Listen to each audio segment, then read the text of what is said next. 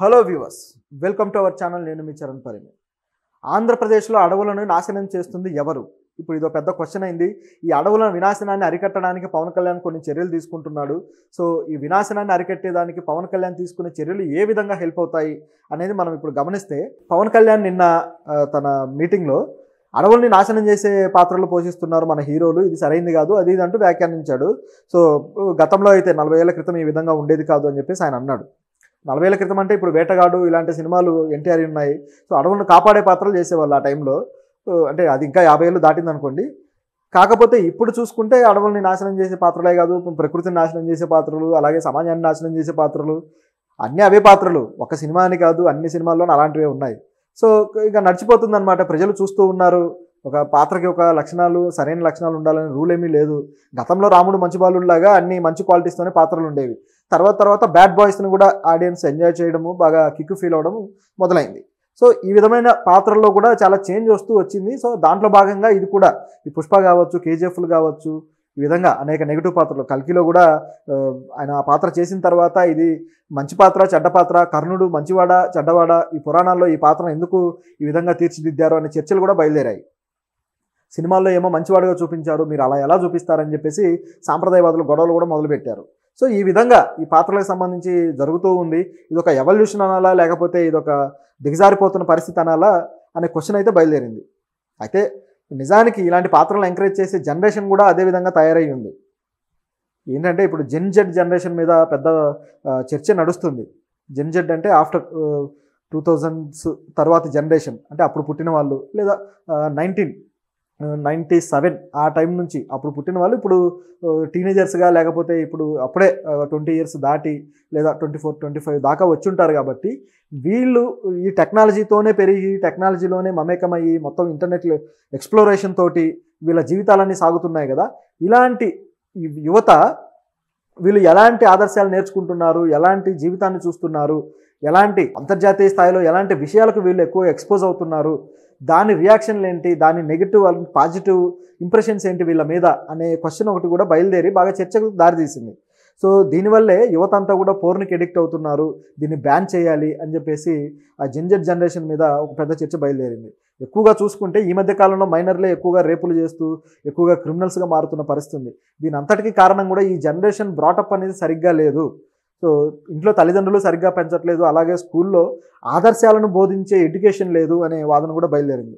గతంలో అయితే స్వామీజీల దగ్గర, లేకపోతే గురువుల దగ్గర, గురుకులాలు ఉండి వాళ్ళ దగ్గర నేర్చుకునే సంస్కృతి మన దేశంలో పూర్వంలో ఉండేది. అయితే అక్కడ కూడా కొన్ని కులాల వాళ్ళకి కొంతమందికి అవకాశం ఉండేది అనుకోండి. కానీ ఆ ఎడ్యుకేషన్ అనేది నీతి వాక్యాలు, లేకపోతే నీతి కథలు, లేకపోతే ఆదర్శాలతో కూడిన చదువు ఉండేది. అన్ని రకాల సబ్జెక్టులు ఉండేవి, కానీ అందులో ఇది కూడా భాగం ఉండేది, ఆదర్శవంతమైన ఆలోచన తీరు, నైతిక విలువలు కలిగినది అని. కానీ ప్రస్తుత జనరేషన్లో చూసుకుంటే అటువంటిది లేకుండా పోయింది. సో కాబట్టే ఈ హీరోల పాత్రలు అనేవి కొద్దిగా ఒక నెగిటివిటీలోకి జారుకుంటూ వెళ్ళిపోతున్నాయి అన్నమాట. అయితే మనం ఇంకా డైరెక్ట్గా హీరోల పేర్లు, డైరెక్టర్ల పేర్లు చెబితే మంచిగా ఉండదేమో, కానీ ప్రస్తుత పరిస్థితి అయితే అదే విధంగా ఉంది. ఒక డాషింగ్ డైరెక్టర్, డైనమిక్ డైరెక్టర్ అని పేరున్న డైరెక్టర్, అన్ని పాత్రలు, లోఫర్లు, పోకిరీలు, ఇడియట్లు, చూడడానికి అది క్రేజీగా ఉండొచ్చు, కానీ ఆ పాత్రల నేచర్ ఏంటి అనేది ఇక్కడ ప్రశ్న. ఈ మధ్య కాలంలో అయితే ఒక పాత్ర తెలంగాణ రీజియన్లో మాట్లాడే పాత్ర, ఒక మంచి లోకల్ హైదరాబాదీ స్లాంగ్ తోటి హల్చల్ చేస్తున్న పాత్రను డిజైన్ చేసి, దాంట్లో మళ్ళీ ఆ పాత్ర బిహేవియర్ ఎంత వరస్ట్గా ఉంటుందంటే, హీరోయిన్ పాత్ర దగ్గరికి వెళ్ళిపోయి డైరెక్టర్ రేప్ చేసినంత పని చేస్తాడు వాడు. ఆ పని చేస్తున్నందుకు మళ్ళీ ఈవిడ ఆయన మీద ఒక పాజిటివ్ యాంగిల్లో లవ్లో పడిపోవడం. ఇంత అంటే హీరోయిన్ పాత్రలో కూడా నైతికంగా వాళ్ళకు ఒక ఆలోచన కానీ, వాళ్ళకు ఒక స్టబర్నెస్ కానీ, వాళ్ళకు ఒక బోల్డ్ నేచర్ కానీ ఉండదు. అందరూ బోల్డ్ నేచర్ అంటే వాళ్ళు ఏదో బట్టలిప్పుకొని తిరగడాన్నే బోల్డ్ నేచర్గా పేర్లు పెట్టి ప్రచారం చేస్తున్నారు. నిజానికి సోషల్ మీడియా అంతా కూడా బోల్డ్ నేచర్ అంటే ఏంటి? ధైర్యాన్ని ప్రదర్శించడం, అది కదా సింపుల్గా తెలుగులో చెప్పుకుంటే. సో ఎక్కడ ఎలాంటి ఎవరికి వెరవకుండా తన అభిప్రాయాల్ని నిర్మోహమాటంగా ప్రకటించుకోగలటం, ఇది నిజమైన ఒక ఫెమినిస్టిక్ ఆలోచనతో కూడిన బోల్డ్నెస్ అంటే. కానీ సినిమాల్లో మాత్రం వేరే విధంగా దాన్ని ప్రొజెక్ట్ చేస్తూ వస్తుంటారు. సో దాన్ని సోషల్ మీడియా కూడా మిస్ఇంటర్ప్రిటేషన్ తోటి రాంగ్గా ప్రచారం చేసుకునే పరిస్థితి అయితే ఉంది. సో ఈ విధమైన నేచర్ తోటి ఈ పాత్రలు వస్తే దీని నుంచి ఇన్స్పైర్ అయిన జనరేషన్ కూడా అదే విధంగా బిహేవ్ చేస్తూ పోయింది.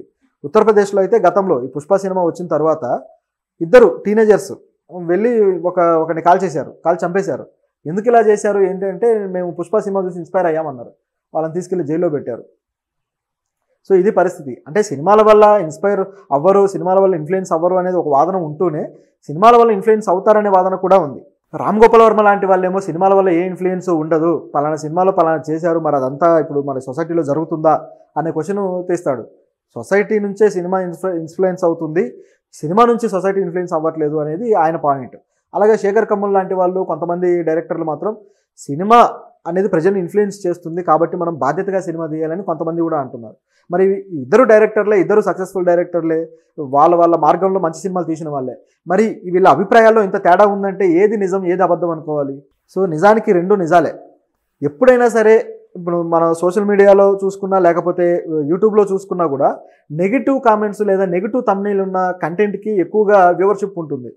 ఎందుకు ఉంటుంది అంటే నెగిటివిటీకి జనాలు సహజంగానే అట్రాక్ట్ అవుతారు. అదొక సైకలాజికల్ ఇష్యూ నిజం చెప్పాలంటే.